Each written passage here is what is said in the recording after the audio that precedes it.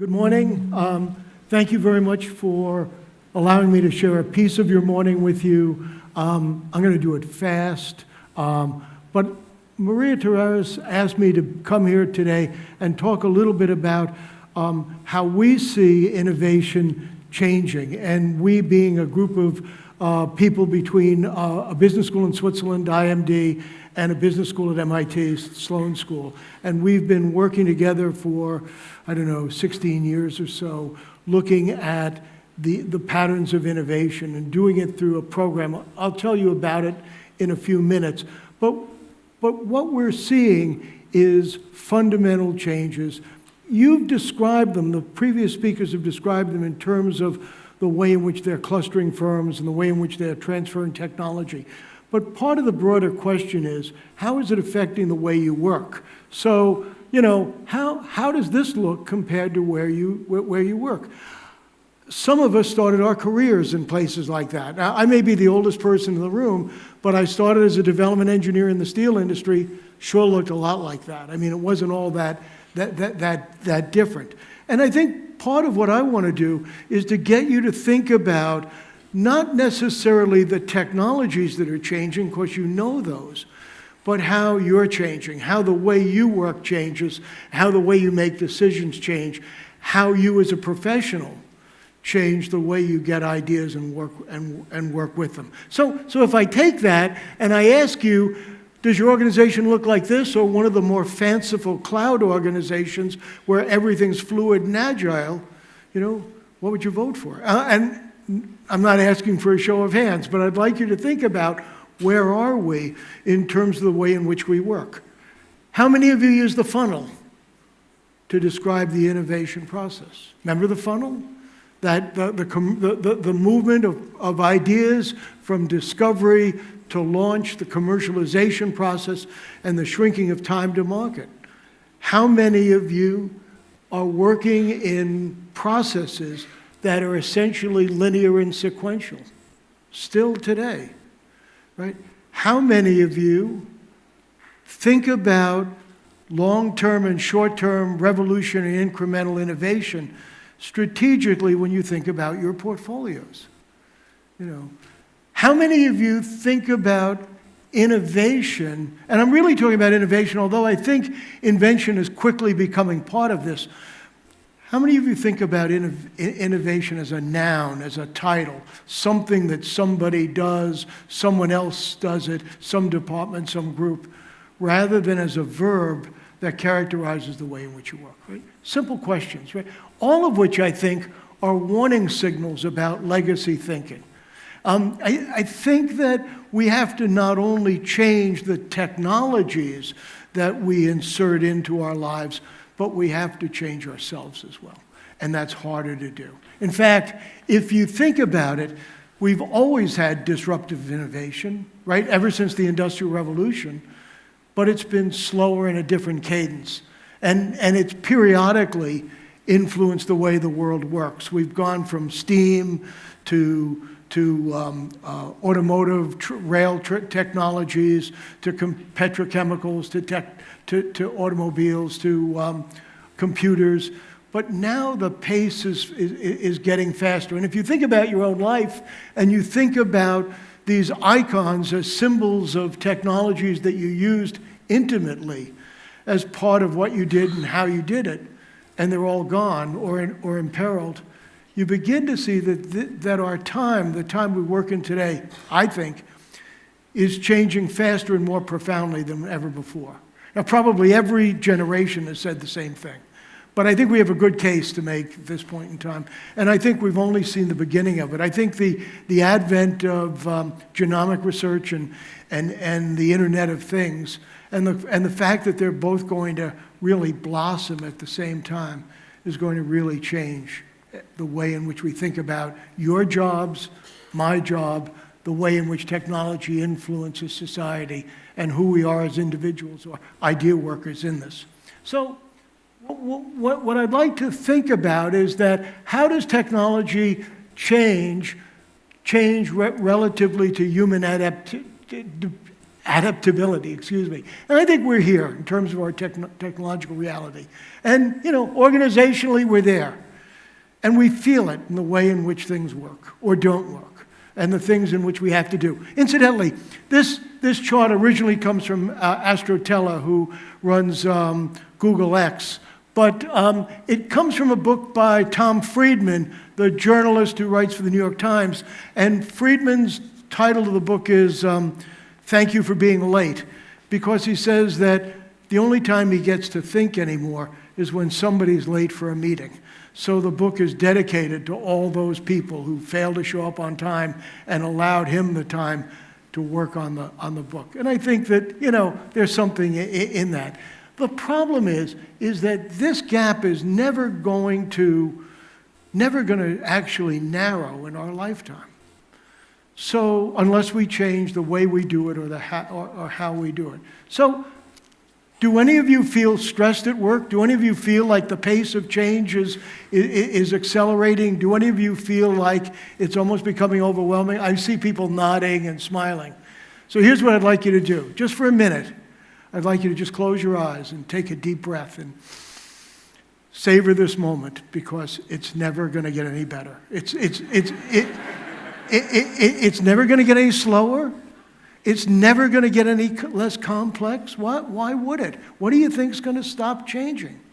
Right? So clearly this is, an untenable situation, but a situation that's not optional. It's one that we have to somehow come to grips with. And I think what it means is changing the way in which we work and think about ourselves in an innovation reality. So I think changes took me days to do that. Change is continuous. But organizational life is episodic. And that's a problem. That's a disconnect that somehow we have to broach. So when I talked about the funnel was linear and slow, right? When I talked about that sequential process, it's just building inefficiencies into getting things done. When I talked about portfolio based around long-term or short-term or revolutionary incremental, those are luxuries we used to have in the past. And the I'm not speaking well today, I don't know what's happened, but forgive me, but the collapsing of time, which you'll see in a few minutes, is leaving us with less opportunity to make those sorts of distinctions. We have to do all of them, and we have to do all of them now. So it has profound impact on how we work. I love it. So let me start out by trying to build a case for this. So innovation is an industry phenomenon, I think, or at least disruptive innovation is an industry phenomenon. It's always occurred in distinctive generations of output.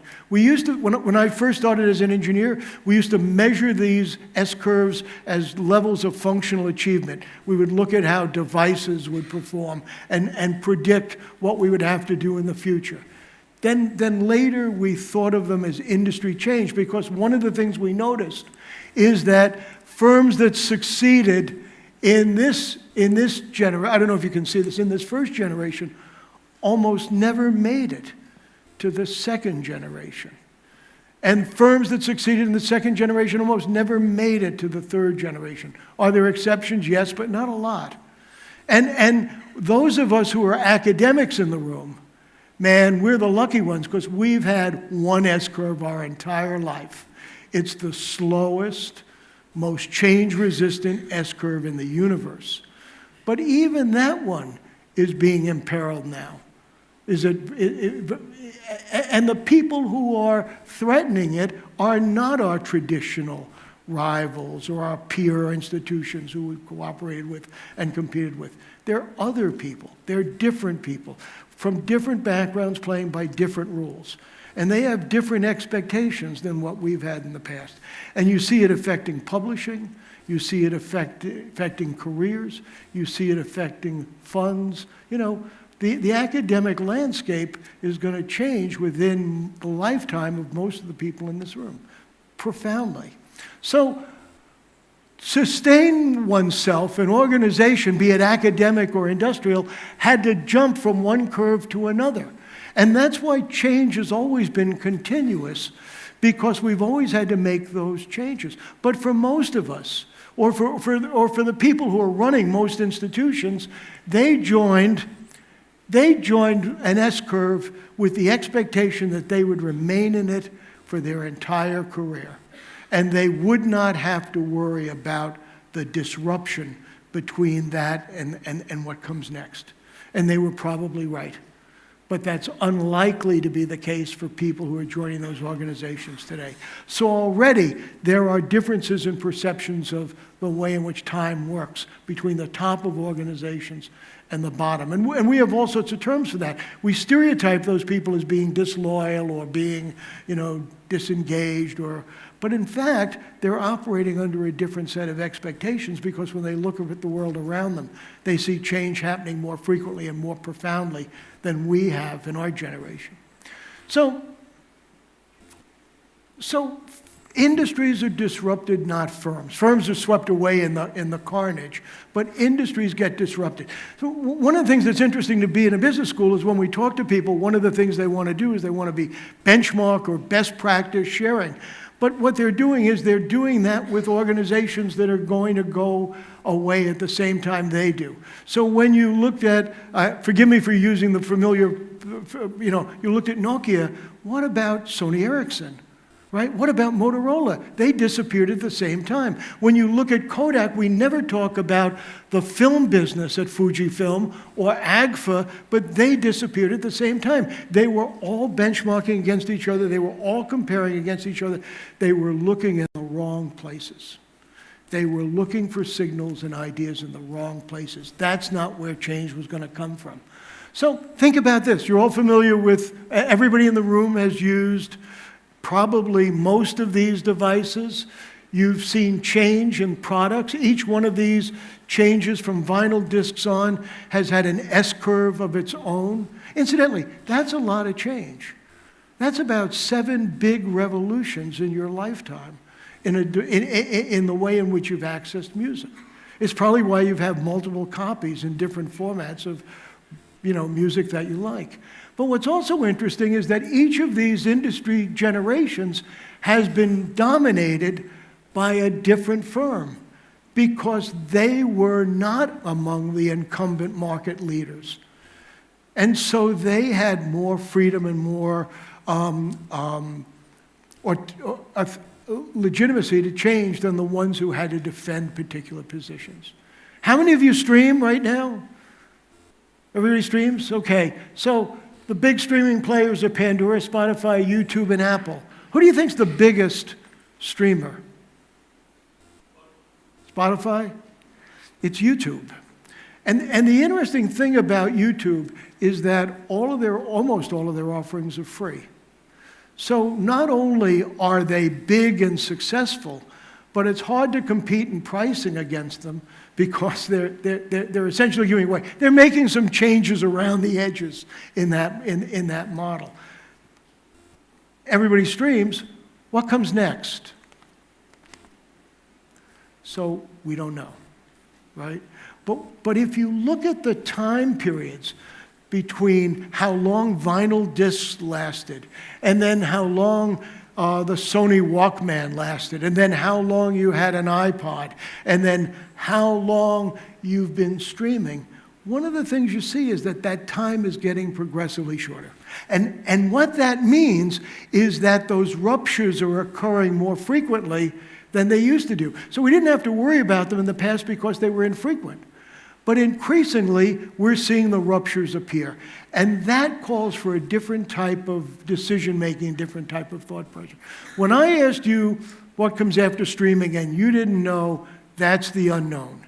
We in the room, I think, are collectively good at the uncertain. So what does this mean? So we're all familiar with the taxi business, and we know how it works, and it doesn't matter what city you're in, and we all know what's happening with Uber, and you go to any city, and it's more or less the same thing. Is Uber the same as a taxi?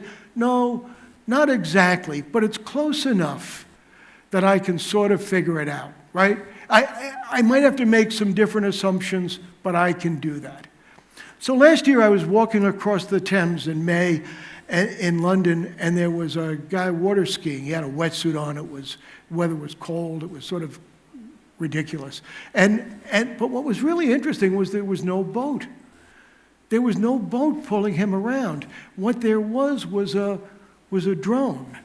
And up until then, I had no idea that drones could pull people for such an extended period of time, or that they had battery lives that could do that. By chance, the next day, I met a guy who was producing these. This is a firm in Shenzhen, and he had just received an order for 10,000 of these, it turns out, from Uber. Now, I might be able to understand this industry based on that, but there's no way I can understand that industry based on this. So I can't make predictions. I can't make assumptions. I don't know what the value chain looks like. I'm not sure who the customers are. I don't know anything, okay? And then the next week, I was at MIT and went across the street to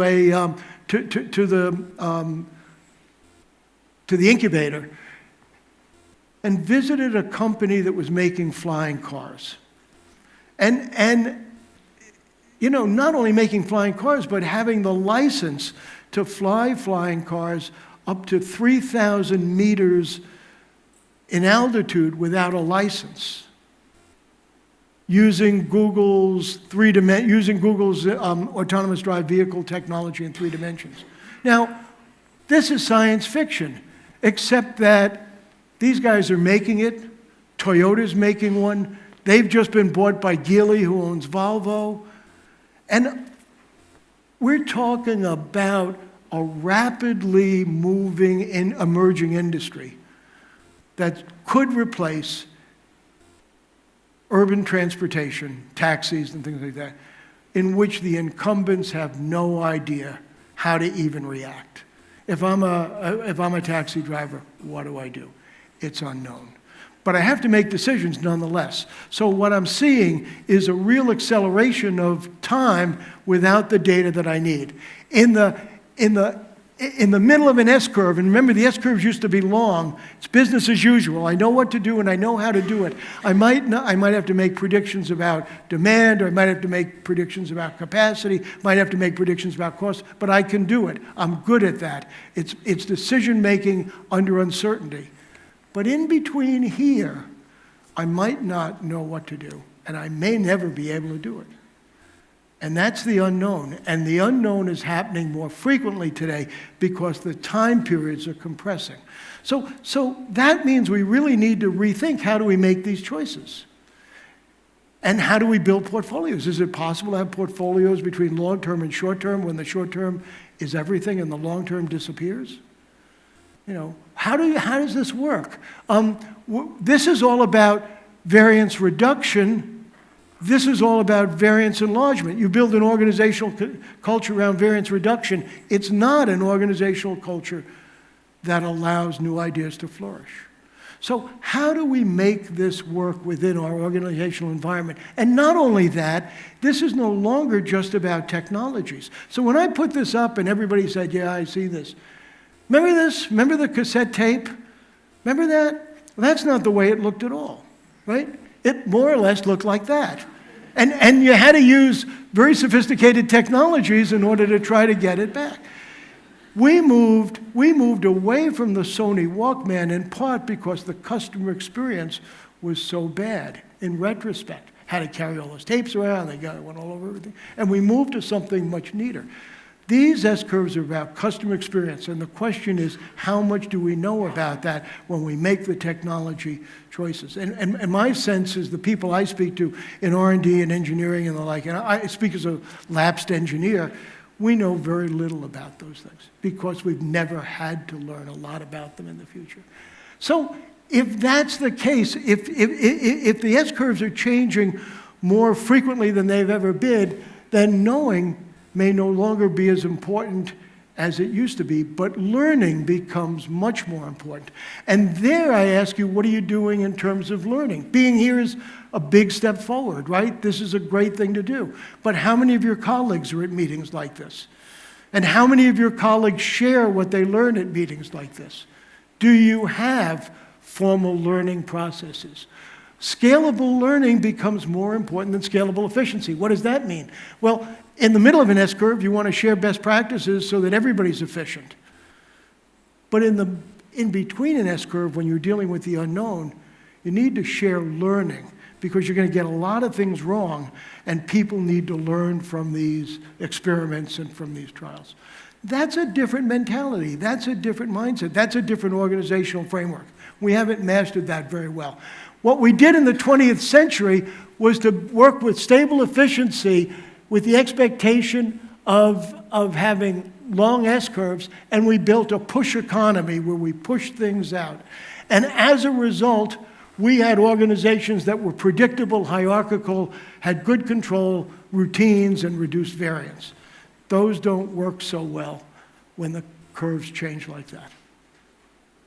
So we all have a stake in this. It's not just about strategic planning, it's about you and me. Every one of those S-curves means that in some small way, you and I need to reinvent ourselves personally. And our organization needs to be flexible enough to accommodate that. Okay? So we need to, what I want to close on is what we've seen over the 15 years of partnering between my school and MIT. And that is that the funnel, for example, the traditional linear way of thinking about change, that's where we began. Everything we did the first couple of years we worked together was about commercialization. That's not where the action was. We were looking at the wrong place. We were inside out thinking, how do we improve what we do, instead of looking at what was going on outside of the organization. And outside is where the action was. So while we were building stage gate models and better ways of looking financially at our investments in innovation, sometimes resulting in reduction of innovation, all the action was taking place out there. That's where the new ideas were appearing. And so one of the things that I would ask you is when you think about your own organizations, how outside in are you and what are you doing to make that work? And because of the nature of technology transfer, when you think about your clients or your partners, how outside in are they, upstream or downstream? And are you, in fact, moving in a direction that's consistent with the way in which change is taking place, or are you sticking to the routines that you've done in the past? So what we're seeing is increasingly innovation is outside in. It's not about that great idea. It's about somebody's needs and becoming empathetic observers of customers' lives. It's about the customer experience, where whoever the customer is, whether it's your client or partner or customer or supplier or downstream, 2 or 3 links, who's looking for change. And it's more social than technical. And that means we need to be paying more attention to our organizations, our teams. We heard that with the description of how the clusters work. We need to be thinking differently about those things. So the other thing I think we need to be thinking about is how the business model has changed everything. So business model innovation is probably the hottest thing we talk about today. And if you look at this chart, you see familiar disruptors. Everyone from Starbucks who realized that there was a market segment for high-priced coffee, to Apple that was able to put together a value chain that actually populated their devices with everybody's music, to IKEA, which has invited you to build your own products in order to save costs. One of the things that's so interesting is that what these firms have taught us is that I don't need to be technical to disrupt your industry. All I need is a better idea. Amazon knew what nobody else knew. What we had been teaching people for 100 years in business schools is that delivery was not an important part of the retail experience. And Amazon proved that one wrong, right? So what I'm able to do is now I have a whole bunch of ways I can disrupt you. Ryanair is promising free flights in 7 years if they can get a percentage of the increased retail sales at the airports. That's not a bad deal, huh? Airbnb, you all know that story, the largest hospitality company in the world without a single room.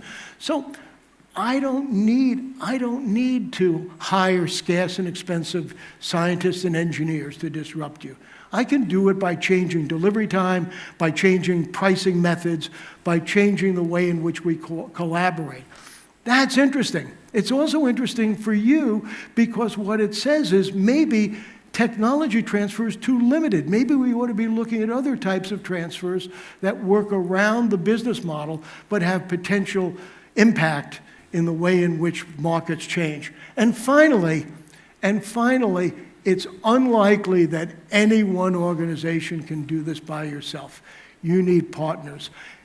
The fact is that not only is digital technology blurring industry boundaries, but the ability to change business models and allow and bring the barriers of entry, which used to be based on technology, down much lower, invites other people in.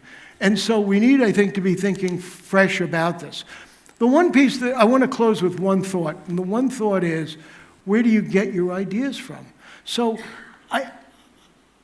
I think that one of the things that would be, that's quite useful, is to reflect on yourself as an innovative entity, as a player in the technology transfer game, and to think about where do you get your ideas from? What do you do with them? I think we have to change behaviors not only at the organizational level and at the team level, but at the individual level as well. What am I doing differently? Is it possible for me to think that this can change the way I get news, photographs, weather, and the like without changing my organization? And the answer is, of course not. But why am I not asking, what about myself? What do I have to change in myself to be able to do this? So I promised 10:30, right? Right on time. And I'm sorry to have done this fast and you know, but I want you to think about these things as you go through the next 2 days. And I wish you well over the next couple of days of meeting. Thank you. Yeah. Thank you. Okay.